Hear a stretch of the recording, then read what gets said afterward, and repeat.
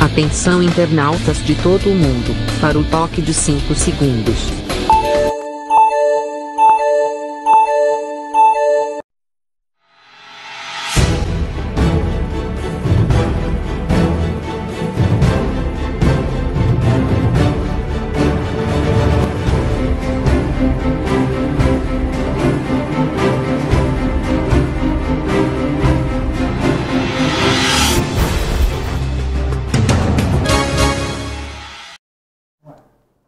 Alô, gente amiga, começando mais um programa Sérgio Cruz, aqui pela viamorena.com. Ontem foi o dia do pesadelo, né, da pandemia no mercado de capital. Bolsas desabando, dólar disparando e o mundo inteiro perplexo diante do crack, um verdadeiro crack nas bolsas, bolsa de Nova York, bolsa de Tóquio, bolsa de todas as bolsas virando levadas à breca, mas hoje parece que a coisa está se acomodando. Aqui no Brasil eu ouvi ontem o ministro Paulo Guedes desdenhando, né, o furor, a temperatura do mercado, usando não a mesma palavra, mas as mesmas expressões do Lula, né, em 2008, quando comparou o tsunami da bolha imobiliária americana como marolinha. E ontem o Paulo Guedes, mais ou menos, né, disse, espero que ele esteja certo, mas as pessoas estão atribuindo tudo o que está acontecendo ao coronavírus. Na verdade, o coronavírus tem uma parcela significativa na responsabilidade desta manifestação de horror, desta segunda-feira de terror nas bolsas de valores de todo mundo e nas finanças internacionais. Mas não é tudo. Não é a única responsável. Aqui no Brasil, por exemplo, pode-se responsabilizar o próprio governo, né, pelo sufoco, pela crise. A gente estaria bem menos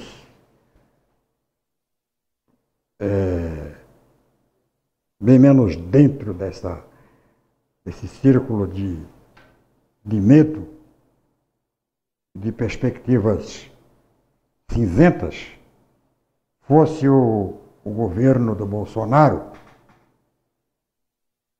tido a preocupação no início de cuidar disso.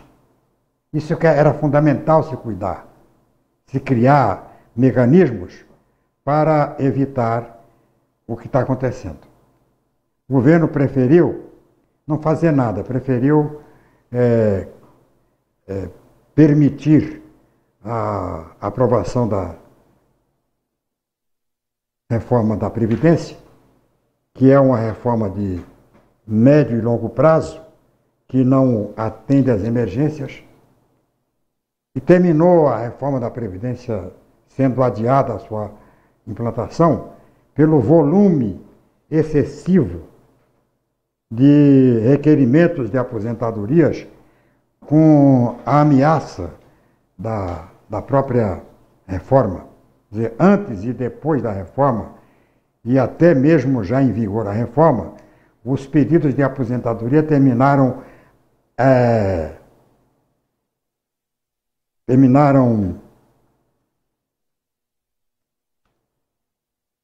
enchendo, né? Terminaram transformando a Previdência Social, assoberbando, né? É o termo, assoberbando a Previdência Social, que não teve tempo, né? Nem estrutura para...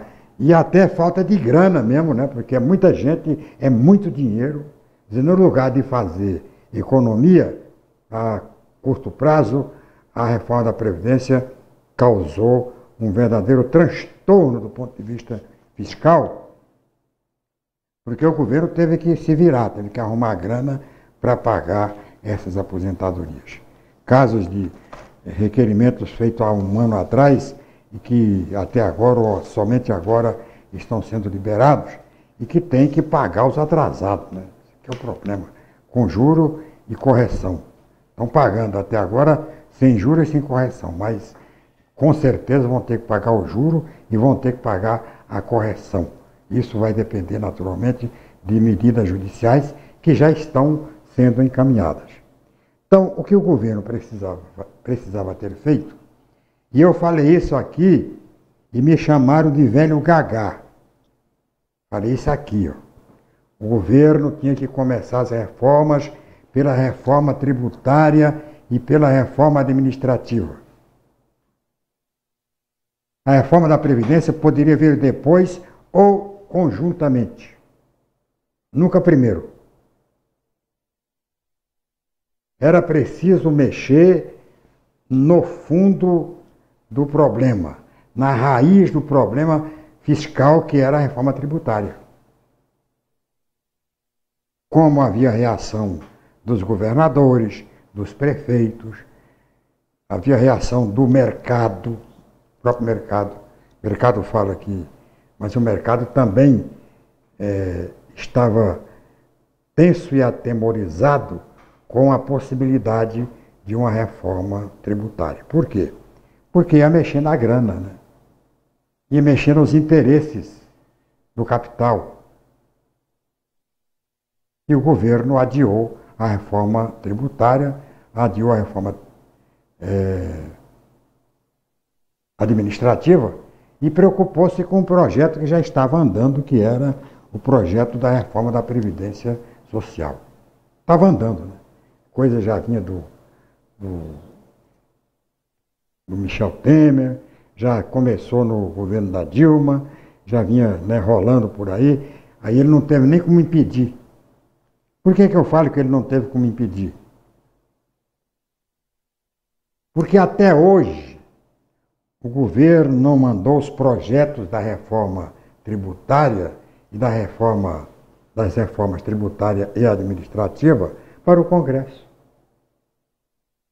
Tem que... O Congresso é isso, o Congresso é aquilo, o Congresso não deixa o homem trabalhar, só que o homem não trabalha. O homem não mandou os projetos até hoje para o Congresso Nacional. Projeto da reforma tributária e projeto da reforma administrativa, que são os dois principais projetos de reformas estruturais neste país. Que mais o país exige hoje são exatamente essas duas reformas.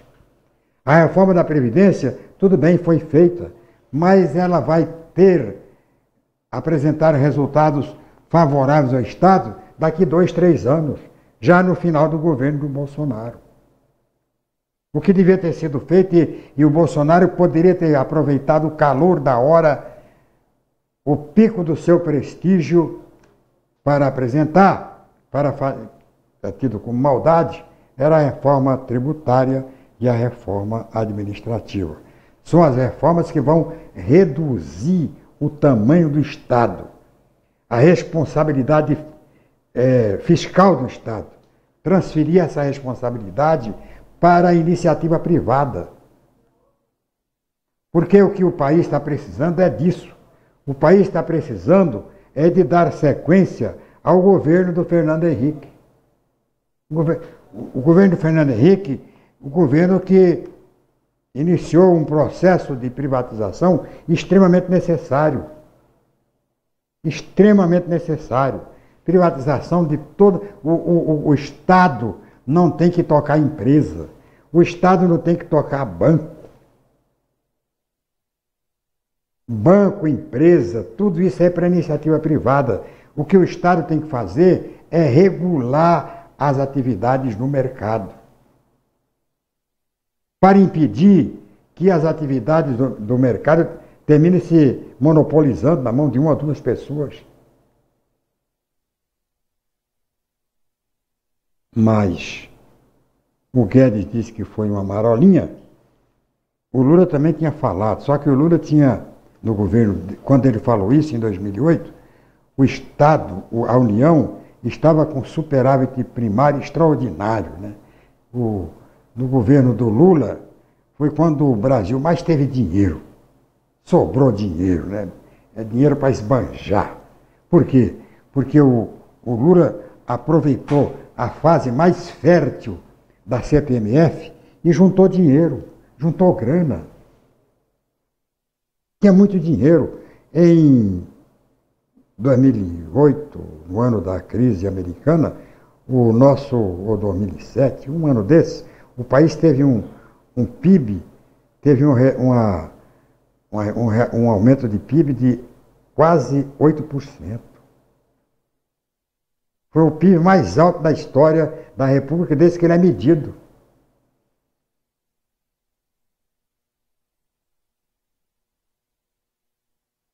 Então, vamos louvar, torcer para que o Paulo Guedes esteja certo. E tudo bem, tá certo. Esperar que ele esteja certo e que a gente não tenha que passar por nenhum tipo de sufoco em relação à crise financeira do coronavírus. O coronavírus tem a sua crise, né? Pessoal, a crise do coronavírus é financeira, né? Está acontecendo aí. Agora,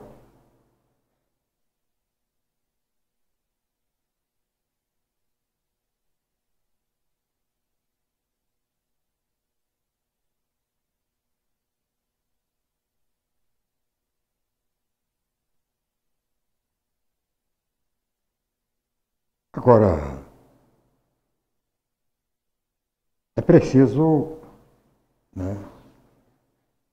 É preciso ter muito cuidado, né? Porque de não ocorrer isso aí, jogar toda a responsabilidade em cima do poder legislativo, como estão querendo fazer. De legislativo, vão para a rua dia 15, levar os bonecos do Maia, do Toffoli, que é do Poder Judiciário. É preciso que o governo assuma, ele principalmente assuma a responsabilidade. Porque se ele já tivesse mandado essas reformas para o Congresso Nacional, certamente, e tivesse comandado o processo, é possível que até já tivesse aprovado essas reformas. Mas o problema é que o governo não está muito interessado, pelo que parece, muito interessado em fazer reforma coisa nenhuma.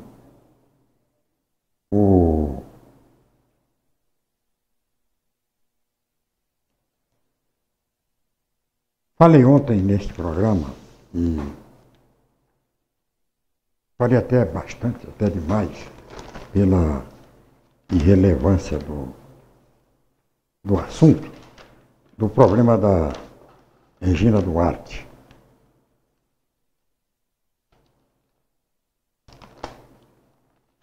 Parece que ontem já demitiram, né?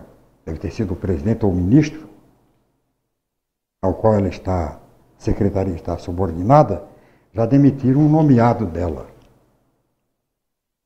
Eu tenho até dó da Regina, quer dizer, não tenho dó não, porque ela sabia muito bem que fria que ela estava entrando. Ela entrou confrontando o núcleo ideológico do governo. O núcleo ideológico do governo que o Bolsonaro está tentando se afastar desse núcleo para ficar com o núcleo se respaldar no núcleo militar, que lhe oferece muito mais segurança, muito mais garantia e muito menos, né, polêmica. O governo, né, até porque os militares, e ontem eu assisti a entrevista da Simone Tebet na TV Cultura, e eu concordo com ela, militares hoje estão muito mais de centro, são muito mais convencidos de que é preciso defender a democracia do que muitos jovens aí, né? Jovens exaltados, jovens que querem enfiar uma suástica na bandeira brasileira. Falou isso ontem, na entrevista dela, mais ou menos isso, né? Eu entendi isso. Então, nota-se que para tentar equilibrar a força, né? Porque também eu estou notando uma coisa nesse grupo ideológico do Bolsonaro, Olavo de Carvalho, os filhos dele, do Bolsonaro e tal, que há muito mais fisiologismo nisso aí do que ideologia. Negócio de extrema direita, é extrema saudade das prebendas, das sinecuras, dos bons empregos, notando agora pela Secretaria de Cultura que a Regina Duarte, antes de entrar, fez uma limpeza. Mandou todo mundo embora. Limpou. Todo esse pessoal, todos os ativistas, ela mandou embora. Não, isso aqui não é lugar, isso é lugar de cultura, não de ativismo. Fazer ativismo sai do governo. Aliás, foi uma das propostas do Bolsonaro, foi não permitir o ativismo, foi contra o ativismo. E o ativismo de direita é tão danoso quanto o ativismo de esquerda. Você não pode entregar o governo para ativistas. Governo é governo, o governo é feito para todo mundo. O governo o Estado não tem partido, não tem cor partidária. Então a Regina Duarte, porque eu conheço a Regina Duarte há muito tempo. Ela é militante política, ela não é de esquerda, ela é contra a esquerda, sempre foi. Era tucana, eu me lembro bem, era tucana, era contra o PT, contra o Lula, era tucana, foi por muito tempo. Mas não tem essas cores aí tão vibrantes do conservadorismo. Ela é uma mulher que avançou no tempo, ela é uma mulher que conviveu com a ditadura militar, teve peças e novelas que ela participou proibidas pela censura. E ela amargou isso aí durante a ditadura militar. Ela foi contra isso na ditadura, é claro que vai ser contra hoje também, se pintar esse negócio de censura. E ela não precisa de boquinha, tá? As boquinhas são para os alunos do Olavo de Carvalho. O problema é o seguinte, o Olavo de Carvalho, ele tem um curso online, curso de filosofia, né? Online. Então, criou uma legião de olavistas no Brasil inteiro. O pessoal que faz o curso dele, ele dá um diploma. Esse pessoal se julga qualificado para assumir o governo. E eu digo, um bando de idiotas acreditar no que diz o Olavo de Carvalho. O Bolsonaro acredita porque ele é conveniente acreditar. Tem uma legião muito grande de olavistas tal, que terminam respaldando o pensamento, né, suas posições conservadoras de direita e até de extrema direita. Agora, os militares não vão cair nessa, não vão ficar nessa de golpe, vamos dar o golpe e tal. Quem estiver esperando o golpe dos militares brasileiros vão ter que esperar mais tempo, né? Vão ter que esperar que haja um golpe lá nos Estados Unidos, vão ter que esperar um presidente mais louco que o Trump, porque o Trump não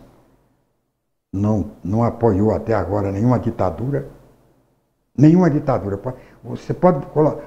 Qual foi a ditadura que o Trump apoiou? Nenhuma. Foi contra todas elas, inclusive e principalmente a ditadura da Síria. Foi contra. Mas ele apoiou a ditadura da Arábia Saudita. Foi ele que apoiou.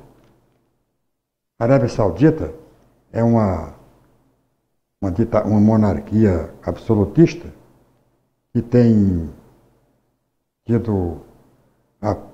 sido parceira dos Estados Unidos em todos os governos, inclusive dos democratas, do Obama, do Clinton. Todo esse pessoal manteve relações muito próximas e de cooperação com a Arábia Saudita, até porque a Arábia Saudita é o maior produtor de petróleo do mundo, né? Eu não sei até quando o mundo vai ficar na dependência do petróleo, mas enquanto tiver, é claro que os Estados Unidos não vão querer briga com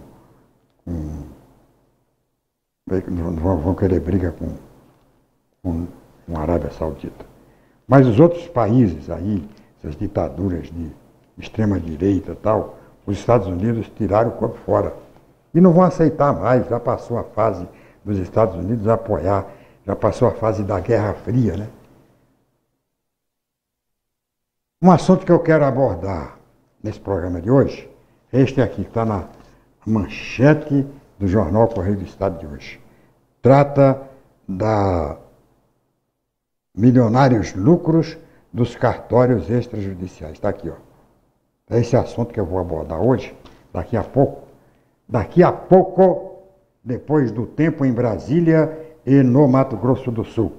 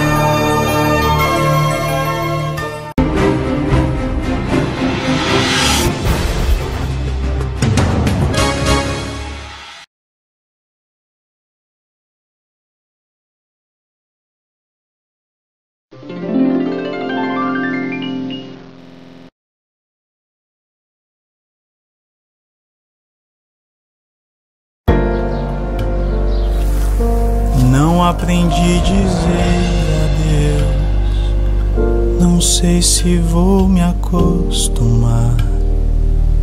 Olhando assim nos olhos seus, sei que vai ficar nos meus a marca desse olhar.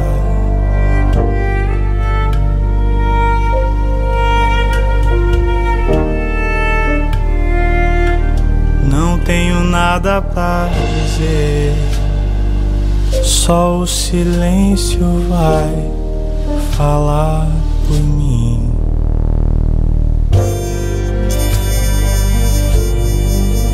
Crianças e adolescentes de 5 a 19 anos devem ser vacinadas contra o sarampo.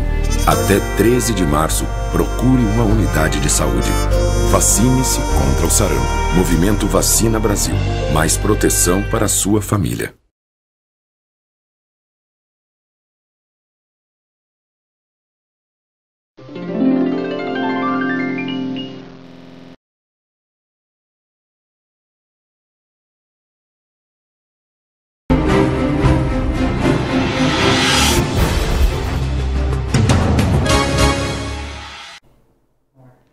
Pela Secretaria Municipal de Saúde de Campo Grande, notifica por dia uma média de 114 novos casos de dengue.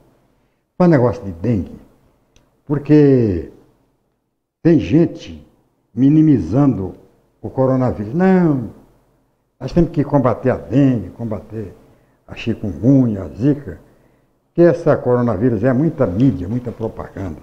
Olha, gente, não vamos cair nessa, não. Vamos nos prevenir contra o coronavírus. Não vamos deixar de... Sabe por quê? Porque a dengue, a chikungunya e a zika são epidemias que têm cara, você conhece. Você sabe de onde ela vem. Você sabe, então, é um mosquito. O mosquitinho, você sabe que ela vem dali. E só dali que ela vem. É só matar um mosquito que você consegue eliminar a dengue. Agora, nós, brasileiros, não temos capacidade para lidar, para aniquilar, para acabar de vez com um inimigo que a gente conhece e que a gente tem todas as armas para combatê-lo. O que será do Brasil com a epidemia de coronavírus? Que a gente não sabe de onde vem.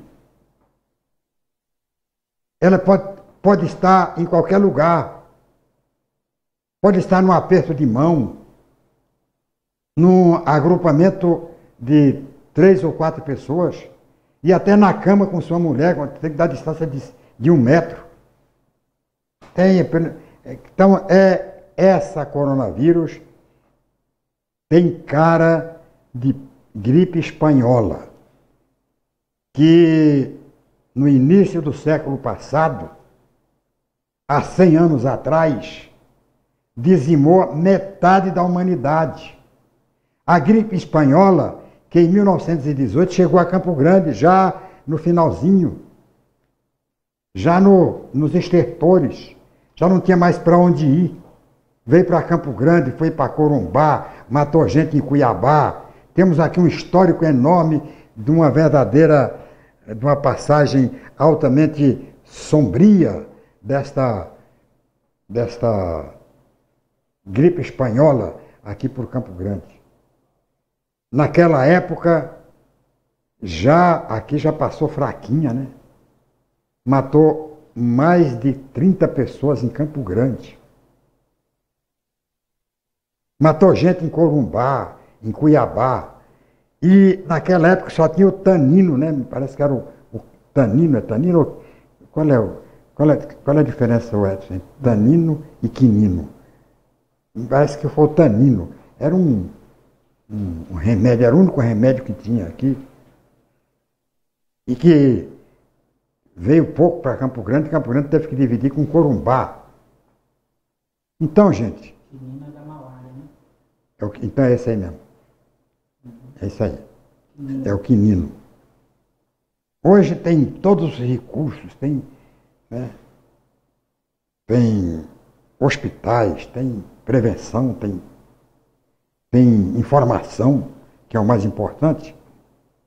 Mas tem uma população pelo menos 1000 vezes maior, ou muito mais, 10.000 vezes maior do que tinha em 1918. E a gente não conhece a cara do vírus. Não sabe que cor que ele tem, de onde é que ele vem. A única coisa que aparece é aquela bolinha caroçuda que aparece na televisão e nada mais. Então, não devemos entrar em pânico. Mas não podemos também achar que o corona é uma coroninha. Não, é uma coisa altamente perigosa e a gente deve levantar a mão para os céus e dar graças a Deus de não ter começado essa coronavírus num país pobre. num país da África, num país da América do Sul, mesmo no Brasil. Foi começar num país desenvolvido do ponto de vista da medicina, da economia, como a China, né? Foi lá para os Estados Unidos, quer dizer, atacou primeiro os grandes países, as nações de civilização tecnológica mais avançada, porque eles podem, né, encontrar o DNA desse bicho aí com muito mais rapidez. E quando, né, chegar aqui, já está chegando, vai chegar aos países africanos, aos países que têm menos recursos, já chegar com muito menos intensidade do que chegou no Japão, no Irã. Bem, mas eu prometi e vou cumprir. Aliás, eu já falei aqui nesse... Como é que está aqui? Já falei aqui nesse programa algumas vezes sobre os cartórios extrajudiciais. Agora eu vejo aqui na capa do Correio do Estado de hoje que os cartórios da capital faturaram 108 milhões de reais no ano passado. 108 milhões de reais. Vamos ver aqui quantos cartórios nós temos em Campo Grande. Vai acompanhando. Temos 1, 2, 3, 4, 5, 6, 7, 8, 9, 10, 11, 12, 13, 14, 15, 16, 17 cartórios.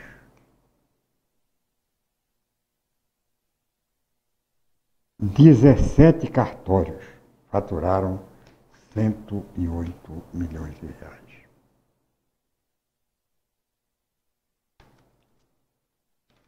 Dezessete cidadãos vão dividir esse prêmio. Isso é uma espécie de loteria, né? É o emprego que todo mundo queria ser tabelião.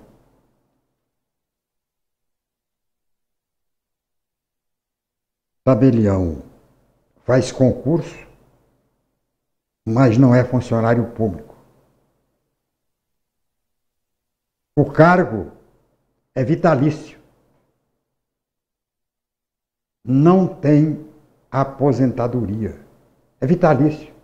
Ele é dono do cartório até ele morrer. E agora está melhor, porque antigamente era hereditário. O cartório extrajudicial era de pai para filho, para neto, bisneto, tataraneto e ia embora. O cartório, o cartorário, o tabelião, virava autoridade na cidade. Nós temos aqui exemplo de cartorários, né, que foram deputados, foram do Tribunal de Contas, cartórios que ficaram na mão da mesma família por mais de 100 anos. Agora, quando o tabelião morre, aí tem que abrir o concurso e colocar um outro tabelião. O problema é a gastança que a população faz em coisas completamente desnecessárias. Para que reconhecimento de firma? Hoje eu não sei como é que é, faz muito tempo que eu não compro carro, que eu não vendo carro. Meu último carro é de 2010, lá de 2007 já tem... 2010 já tem 10 anos. 2010 não, 2007. Sei lá, perdi até a conta de quantos anos já tem o carro. Mas antes, eles obrigavam o cidadão que ia vender um carro, tinha que ir ao cartório, ele pessoalmente, para assinar à vista do carcerário, do cartorário, o documento de transferência. Era desse jeito. O cartorário era uma grande autoridade. E continua sendo. Agora, ser cartorário, notório, cartorário, sei lá que nome tem hoje, é uma coisa muito boa. Quando o cara ganha o cartório, a primeira coisa que ele faz é montar uma estrutura, uma casa bonita, né? Para fazer mídia do cartório dele, propaganda do cartório dele. Termina todo mundo tendo que ir ao cartório para reconhecer firma, para registrar contrato, coisa que você poderia fazer na justiça normal, através de um despachante. Pagando bem menos do que é cobrado, que essa é uma tabela que os cartórios fazem, combinado com a Justiça e o Ministério Público. Todo mundo pega um pouco, né? Pouquinho. A Justiça fica com um pouquinho, o Ministério Público fica com um pouquinho, e parece que o Defensoria Pública fica com outro pouquinho. Todo mundo dá uma mordidinha ali, né? Agora, o filé mignon fica com o cartorário. Ele é que fica com o traseiro, né? Ele é que fica com o filé mignon, é ele. Eu me lembro que antes, logo que começou essa história quando eu fui deputado federal, apresentei um projeto para acabar com os cartórios extrajudiciais. Quer dizer, o trabalho do cartório extrajudicial seria desenvolvido por despachante. O despachante ia lá na Justiça, a Justiça tinha que carimbava, estava registrado lá, com todas as garantias, lá no cartório, na cartório das varas judiciais, os cartórios judiciais, e não os cartórios extrajudiciais, que são esses que nós temos hoje aí. São lucros milionários, está aqui, ó, não sei o que estou falando, está aqui, que poderiam contribuir para a renda, né? A renda das pessoas, do trabalhador, de quem vai registrar um contrato. Se você vai registrar um contrato, é uma escritura, é um absurdo. De repente você tem que vender o imóvel para pagar a escritura. É uma coisa absurda, a tal de escritura. Mas tem. E era preciso acabar com isso. O governo do Bolsonaro, o qual eu não apoiei, e ao qual eu, como cidadão, não apoio, porque sou contra uma série de medidas que são tomadas ao relento da lei. Poderia ele, que é contra taxa, que já acabou com os radares, né? Multa de radar, acabou. Poderia fazer um grande benefício para a população de um modo geral, acabando com esses cartórios extrajudiciais. Tem que ter um jeito de acabar com isso.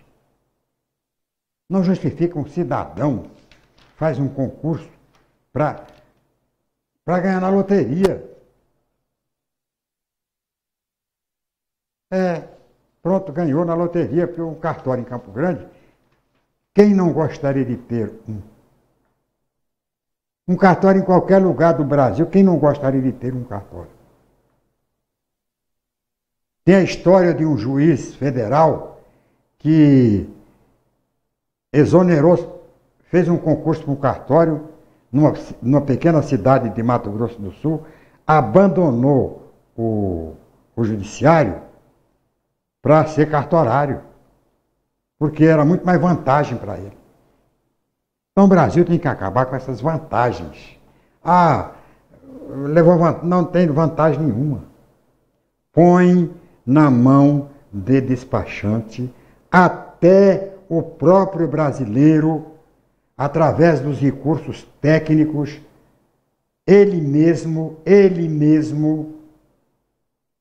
através de aplicativo, desenvolver todas essas atividades. Hoje, por exemplo, o cidadão já pode ele mesmo fazer a sua declaração de imposto de renda.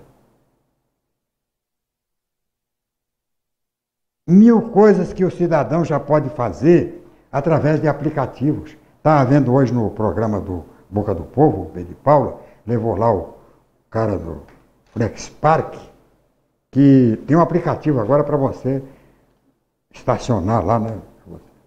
É isso aí, índio? É. Aplicativo, aí você deve ser fácil, né? Para arrecadar, os caras arrumam um jeito fácil. Né? Para receber o cara fácil. Né? Eu vejo aí nesses sites, né? Facebook não, Google, YouTube, você quer fazer uma propaganda, aí você pode pagar até em Guarani, não tem problema nenhum, pagou. Certo? Agora no seu site, você recebe uma propaganda do Google, você só recebe em dólar. Só pagam para você em dólar. Aí, você, dependendo da quantia, você desiste. Desiste porque é tanta burocracia, você tem que seguir as burocracias americanas, fazer 1000 coisas. Quando é para você pagar, não tem problema. Então, no caso aí do FlexPark, para você pagar não vai ter problema, vai ser bem mais fácil. Eu, por exemplo, nunca consegui entender aquele chaveirinho. Eu tinha maior dificuldade, né, quando eu dirigia, que hoje eu não dirijo mais. Mas quando eu dirigia, que ia estacionar, eu largava, eu preferia a multa até ficar mexendo naquele chaveirinho ali. E todo mundo pegou. Agora imagine o aplicativo, né? Aplicativo o cara vai pegar no ar. Não vai precisar nem exercitar. Então, estamos na época do de reduzir a burocracia, né? O aplicativo, a internet, é excelente para isso. No caso, por exemplo, dos aplicativos de táxi, né? de carro, de aplicativo de transporte individual, foi a melhor coisa que foi feita. Foi isso aí. Você está na sua casa, está aqui, de vez em quando dá uns problemas, pega alguns motoristas de bermuda, né, de camiseta regata e tal, mas, no geral, é melhor que o táxi. Eu não tenho nada contra taxista, não. Então, são meus amigos. Mas há muitos anos que eu não tomo táxi. Por quê? Porque dá problema. Não sei, agora com o aplicativo pode ser que tenha melhorado, mas continua aquele taxímetro, aquele troço irritante. Não existe coisa mais irritante do que o tal taxímetro. Você está dentro do carro, está aquela coisa horrível, né? Dá a impressão que é uma tesoura que vai cortando o seu bolso para tirar o teu dinheiro. Dá a impressão que o taxista dá mais volta para o táxi. Então, um tempo desse eu peguei um táxi de minha casa para ir ao aeroporto. Eu moro perto do aeroporto. O táxi, primeiro você tem que esperar um táxi que sai de um ponto que tem o dobro da viagem da minha casa ao aeroporto. Né? Aí você tem que ficar esperando. Espera. Pega o táxi. Paguei da minha casa ao aeroporto R$17. Tudo bem. Eu achei até razoável. Né? Paguei. Não. Na volta para minha casa, fiz a viagem. Na volta peguei um aplicativo para minha casa. A metade do preço. Paguei R$8,50. Quer dizer, além de ser mais barato, não tem a porrinhação de você ficar esperando o tempo todo. O aplicativo você espera 5 minutos. No máximo 10 minutos. Você já está, com 10 minutos, você está irritado, já está querendo desfazer a corrida e tal, porque você já não aguenta mais esperar. Quanto ao táxi, você tem que esperar, dependendo da distância do ponto, esperar até 20 minutos, 30 minutos. Então, tá a modernização tecnológica está facilitando a vida das pessoas. Então, por que o tal de cartório, né? Ficar ali, reconhecer firma? Coisa mais atrasada, reconhecer firma. Você tem hoje a assinatura digital. Né? Tranquilo, bateu a assinatura digital, acabou. Só tem aquela igual, não tem outra. Você vai reconhecer firma, aí o cara lá no cartório vai levantar aquele mundo de ficha, né? A ficha, vai conferir a ficha, se está... Como é que ele vai saber que a ficha, a assinatura é aquela lá mesmo? Como é que ele vai identificar a fraude ali, a olho nu, olhar? Não vai. A digital ninguém falsifica. A digital é digital mesmo. Só tem igual, só tem aquela. Ninguém consegue imitar. Então, é a digital. É uma matriz que tem lá. Que o cara não precisa ficar assinando, né? Só põe lá, digital, acabou. Hoje você vai ao banco, você tira dinheiro, já tem, não sei se tem, mas eu já vou até acrescentar que você tira pela íris, né? Você olha no caixa. Agora fica esse cartório lambendo o selo, né? A estampilha. Não sei se tem estampilha também, faz muito tempo que eu não vou ao cartório, mas até pouco tempo tinha o selo, né? Você tinha que ter um selo, põe o selo, o cara assinava. Aliás, como gostam de burocracia no Brasil. Levei uma receita médica um dia desse numa farmácia, não tinha o carimbo. O médico não carimbou, o médico apenas botou o nome dele, né? Impresso o nome dele e assinou. O farmacêutico queria criar caso, que era um remédio de alto risco, né? Tarja preta, sei lá. O farmacêutico não, assinatura aqui. Cadê o carimbo, né? Levou lá pro gerente da farmácia, fizeram uma assembleia, né? Para decidir se com carimbo ou sem carimbo. É uma coisa totalmente ultrapassada. Precisa ir acabando com essas coisas, né? Cartório que não resolve nada. Só para ferrar os outros de vez em quando. Nossa, né? Agora, a certidão, você pega na justiça. Aparelhar a justiça para acabar de vez com essa indústria de cartórios, essa sociedade anônima de cartório aqui, ó, que é uma verdadeira sinecura para favorecer meia dúzia de pessoas. São meia dúzia. 17 cartorários que estão milionários, que ficaram milionários em apenas um ano de atividade. Aí daqui a pouco tem fazenda, desanda a comprar prédios na cidade, fica rico, né? Milionário, podre de rico, em cima de uma atividade lícita, porém totalmente imoral. Tá? Imoral. Precisa acabar com isso porque isso é uma sangria desatada na economia. Muitas coisas têm que ir acabando no Brasil. Acabar essas mordomias aí que se tem nas assembleias, né? No poder legislativo, no poder judiciário. Eu sempre falo, eu fui deputado, 12 anos, nunca tive essas mordomias. Era deputado, eu me lembro, em Cuiabá, o gabinete dos deputados, era 3 deputados em cada gabinete. Eu ficava junto com Walter Pereira, Henrique Freitas, num gabinete, ficamos 4 anos. Tínhamos um funcionário. Depois aqui em Campo Grande já aumentou um pouco, eu era líder e tal, já coube mais um pouco. Lá em Brasília, fui deputado federal.